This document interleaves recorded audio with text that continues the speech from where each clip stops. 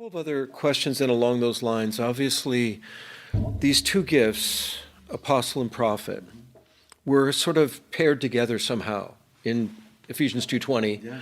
That there's something, a little bit of a partnership.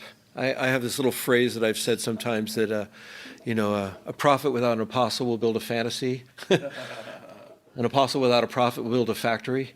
But the two together can build a family. Like there's something about the dynamic of that person who sees the blueprint, wants to build, the person who has sort of an ear open to heaven and is, kind of interacting. How do you see those two gifts working together? Because right now, I'm concerned that, we have apostles gathering over here, prophets gathering over here. The interface between them seems limited. And we had all the prophets that, spoke up during the election time, and that was odd. And, there's challenges there. How do you see those two coming together and really being teamed together? Well, first of all, it's essential. And it is a relational issue. And what happens is you find people that have discovered the sobering call of God on their life, and they tend to want to protect that. And there has to be a yielding for merging, because there is a conflict. You described it very well, the prophet and the apostle, what each of them bring to the table, that together they actually bring a greater significance out of the other when they are yoked together correctly. When it's a relationship of honor, then they actually bring out, the apostle brings out strength to the prophet that he's not going to get otherwise. And the prophet brings out a strength to the apostle that he's not going to get otherwise. It's like both are absolutely essential and complementary. And so we've got to fight to protect the relational component, because that's it's again our Father. It's family. Kingdom is family. And so the apostle and prophet has to be the best model of that. This is how we deal with conflict. This is how we deal with conflicting ideas or different perspective on our ministry responsibility, whatever it might be. We do this thing together. And what's more important to me, let's say that you and I are the apostle and prophet. What's more important to me is our connection, and that we do this together more than I accomplish all my wildest dreams. I believe in vision, I believe in the dreams, but it's all meant to be done in the relational context. Moving at the speed of family. That's it. Which is, something I've seen here, in the decade I've been a part of this church and seen what you guys have built. It's just so amazing to see, even in moments of disagreement or conflict, how you guys have covenanted for outcomes that are relational. Share a little bit about that with us. Obviously, not too much detail, but just...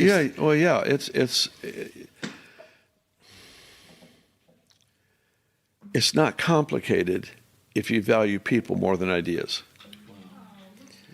If you value people, then your default is going to be to protect what's important. If you value relationship, your default, your energy, your focus, your prayer, your efforts are going to be focused on protecting that relational component. And but if you're just an idea person, if you're just a person that somehow has to always, there are people who are driven and there are people who are focused. Driven people get in trouble, as far as I'm concerned. Focus is what we're supposed to be. And if we can be focused, then we make sure that we bring all the elements that Jesus intended into the vision and not leave them behind so I can accomplish a vision. So I don't know if that makes sense, but it does to me. And well, let's expand that. Let's expand that a little bit, because you're part of a gathering of apostolic leaders that called Revival Alliance, and many of them received sort of a fresh touch from the Lord at Toronto in the first few years of that outpouring, and yet you guys have kept a friendship, you've kept a relationship, you do a lot of co-workership. Talk about that. How does that interface? Because you're not all identical. I mean, you all have different, emphases and different points of view, but you also are carrying a certain set of common values. How do you guys partner together? How does that work? Oh, it's just the greatest privilege ever. you know, to pour out, for me to pour out who I am to benefit somebody else and their ministry, their network of churches, their leaders, their conferences, whatever it might be. What a privilege to do what I can do to make sure that they're more successful, and they in turn have done the same for me. We consider it a privilege to not form one big organization out of the whole group, another denomination. Sure. I mean, I guess it could be fine, but we've chosen not to do that. Instead, we've chosen, let's do what we can to help the other person succeed. Wow. Let's just use our gifts in the way, you know, I'm with Randy many times a year, so I want to do what is most helpful for Randy. I don't have an agenda except to be a strength to him, with John and Carol, with, Heidi, Roland and Heidi, and George and Winnie, you know, Che and Sue, the whole group. That's it. I mean, I was just with Che a couple of weeks ago. I'm just there to help him. You know, I just want to be a strength to him. That's all. And that is the relational component. We do have we take time every year just to rest together.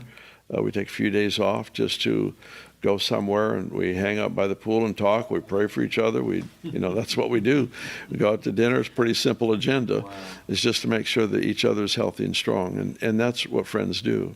Yeah, and that's probably unique in the history of the church, that there would be this amazing sort of group of friends that share a sense of a common encounter with God. That's true. That you guys have kind of touched the Lord in a similar way as one another. Yeah. But at the same time, you've now been called to different kinds of emphasis. Yeah. And it's really interesting to see, because actually, you know, during this particular masterclass, you know, we have you sharing, and then we're going to have Duncan and Kate Smith, and we'll talk about this in a moment. Then John and Carol Arnott, and then Cheon will be sharing in the final week, and really trying to get those different voices speaking, you know. And but one of the things that I wanted to talk about is this issue of succession. Okay, and I know that, I mean, I'm getting older, we're all getting older, and there's an emerging generation of younger leaders that are rising up. And, you know, just what happened within Catch the Fire recently with the transfer of authority from John and Carol Arnott. They're still obviously emeritus leaders of the whole movement, but, you know, Duncan and Kate as younger leaders have now taken the mantle and run with that. Talk about succession. How do you see it working? How do you see it? What is, and particularly in relationship to the concept of sustained revival, because that's one of the things you've spoken about a lot. And how do you see those two working together? Well, absolutely necessary, obviously. Who was it?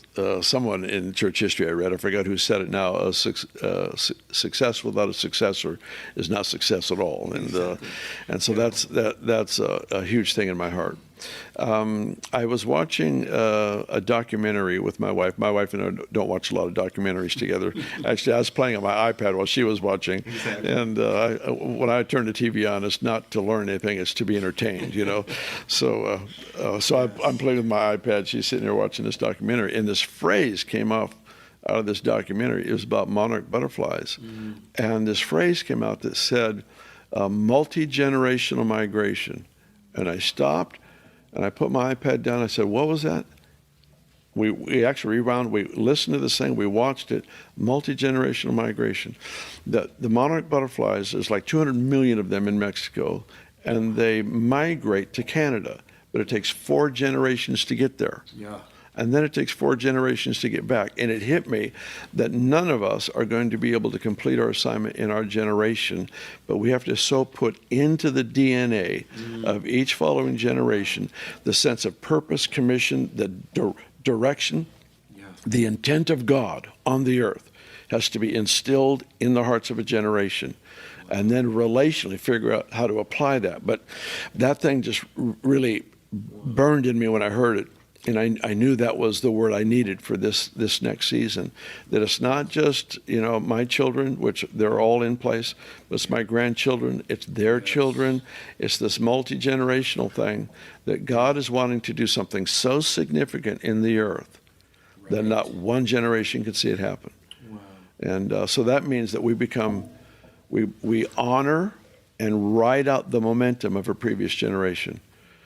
I don't honor my dad, for example, my grandparents. I don't honor them because I don't honor them by building monuments to what they did. I honor them by going where they didn't have time to go. Carrying the momentum, they paid a price. I honor them by going where they didn't have time to go. And my children the same, grandchildren. Yeah, I think Dutch Sheets coined a phrase, the synergy of generations. Wow. And that's kind of like the last few verses of Hebrews 11, talks about these guys didn't get it done, but they were looking forward. And, I remember going to Florence and touring this amazing building called the Duomo, and that it was actually those who laid the foundations were not there to see the completed dome.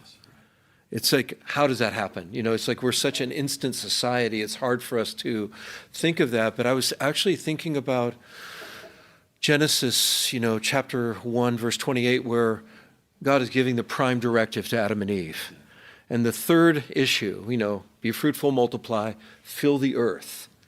There's only one way of doing that when you start with one couple, and that's through 1,000 generations.